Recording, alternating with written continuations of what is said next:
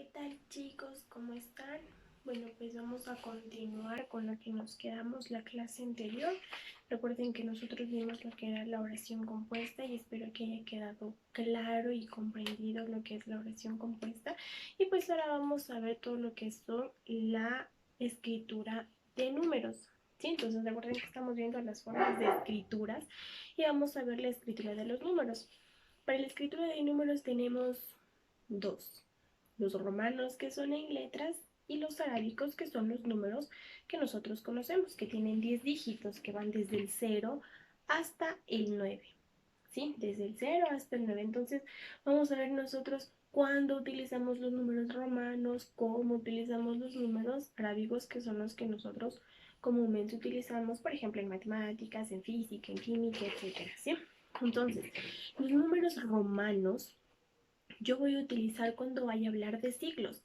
Acuérdense que los números romanos son en letras, ¿sí? Entonces, la B equivale a 5, nosotros tenemos los ejemplos en el libro, la X equivale a 10, etcétera. De acuerdo a la letra que tenga, tiene un valor numérico, ¿sí? Entonces, los números romanos son letras, ¿sí? No nos olvidemos que antes, pues los romanos, esa era su forma de escritura también, ¿no? Entonces, ellos se expresaban de esa forma los números.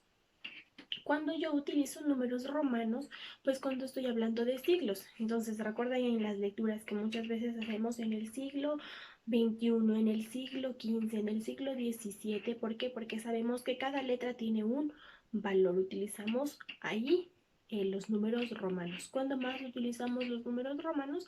Pues cuando identificamos a los papas, a los emperadores, a los reyes, como por ejemplo yo digo la reina Isabel II, yo digo el rey Carlos V. Entonces, cuando me estoy refiriendo a eso, voy a utilizar números romanos.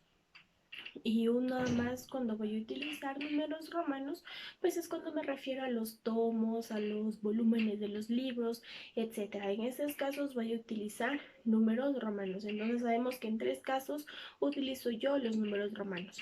Y ahora los números arábigos, que son lo que nosotros conocemos del 0 al 9, son 10 dígitos y a partir de ellos se desglosa toda la siguiente cantidad de números que nosotros conocemos.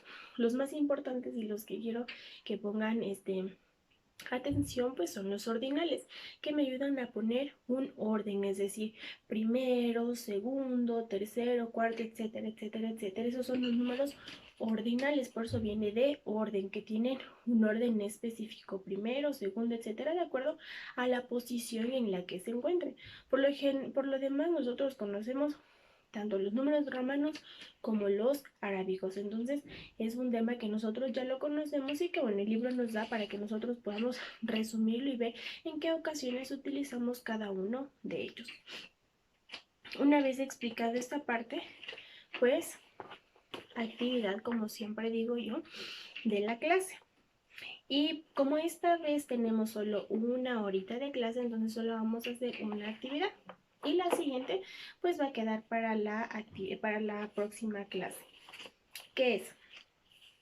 Va a ser un organizador gráfico de la página 84 y 85, que son de los números romanos y los números arábicos. Es decir, yo tengo la numeración, que tengo números que se clasifican en dos: romanos y arábicos. ¿Cuáles son los romanos y en qué situaciones voy a ocuparlas? Ya les expliqué. Y los arábicos, ¿cuáles son y en qué situaciones las voy a ocupar? Pues que también ya las mencioné antes. Entonces va a ser eso en su cuadernito con la guía del libro.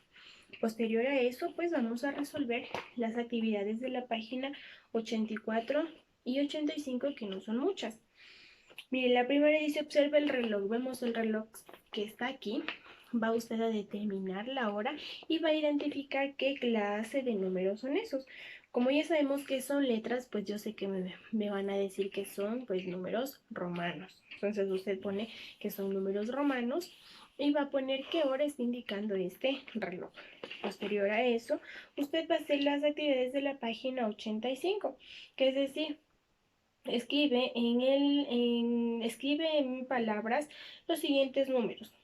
Usted ya sabe, mira los números y les escribe en letras.